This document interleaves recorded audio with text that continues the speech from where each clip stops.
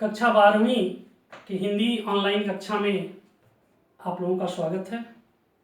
पिछली वीडियो में हम लोगों ने कबीरदास के पद के अंतर्गत कबीरदास की 4 साखियों को हम लोगों ने पढ़ा था और अब आज की वीडियो में कबीरदास की अगली 3 साखियों के बारे में अध्ययन करेंगे।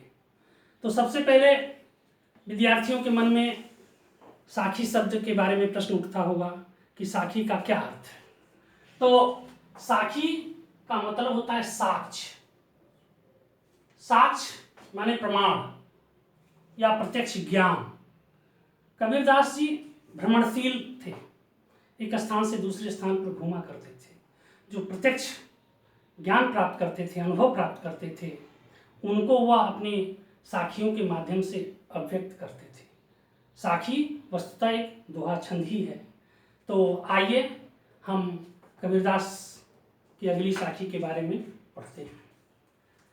जब मैं था तब हरि नहीं, जब मैं था तब हरि नहीं, अब हरि है मैं नहीं। प्रेम गली अति सांकरी, जामे दोन समाए। बहुत कबीरदास जी का ये प्रसिद्ध जो है दोहा छंद है। तो जब मैं था, मैं का अर्थ होता है घमंड। मैं का मतलब घमंड। हरि का मतलब होता है ईश्वर, भगवान। जब मैं था तब हरि नहीं, जब मैं था तब हरि नहीं, अब हरि है मैं नहीं। प्रेम गली अति सांकरी, सांकरी मतलब संकीर्ण यानी पतली।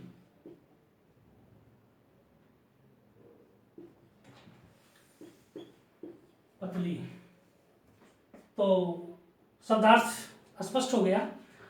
कबीरदास जी कहते हैं कि जब मैं था यानी मेरे अंदर जब घमंड था, तब हरि नहीं, तब भगवान मेरे अंदर निवास नहीं करते थे।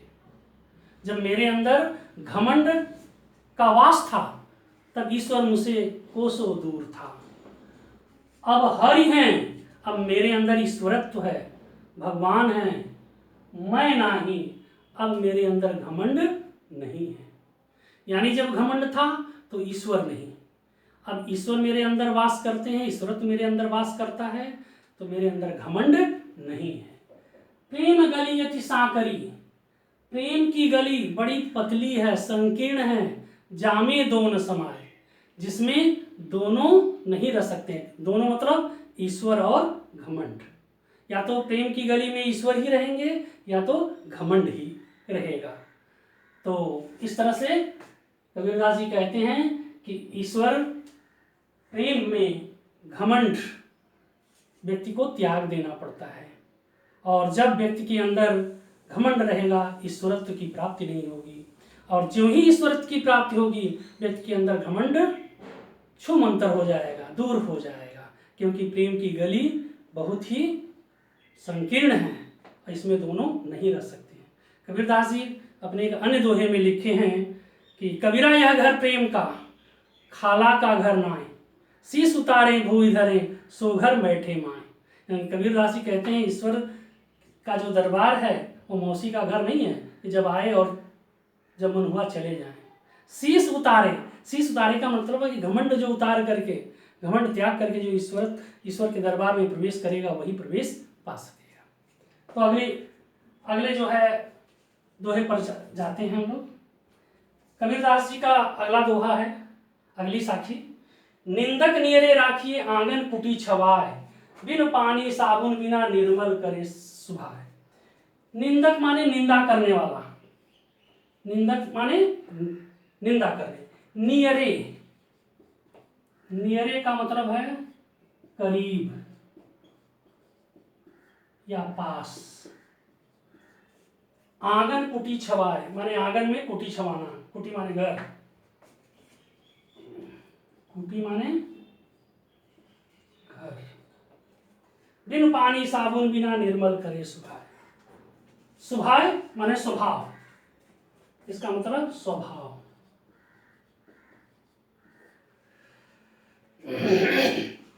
कबीरदास जी कहते हैं कि निंदक नियरे राखिए, जो आपका निंदा करने वाला है उसको अपने पास में रखिए, उसे घृणा मत करिए, उससे विद्वेष मत करिए, उसको अपना शत्रु मत समझिए।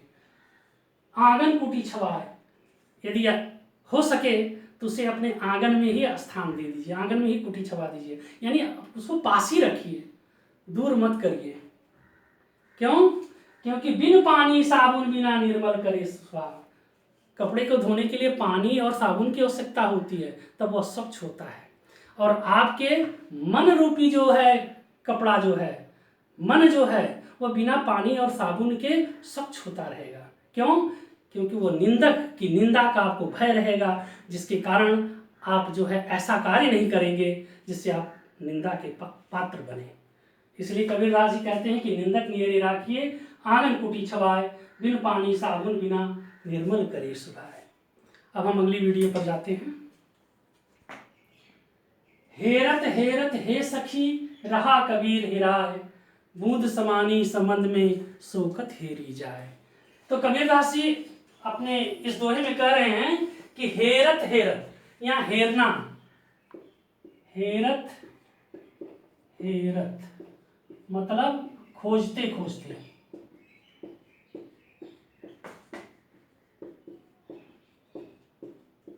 खोजते खोजते, हे सखी माने सभी लोगों को वो संबोधित करना, रहा कबीर हिराय, हिराय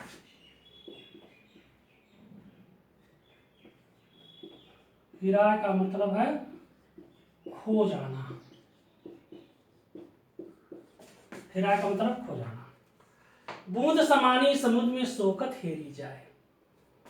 कबीरदास जी कहते हैं कि मैं ईश्वर को खोजते खोजते स्वयं ईश्वरत्व में विलीन हो गया, मैं अपने को भूल गया।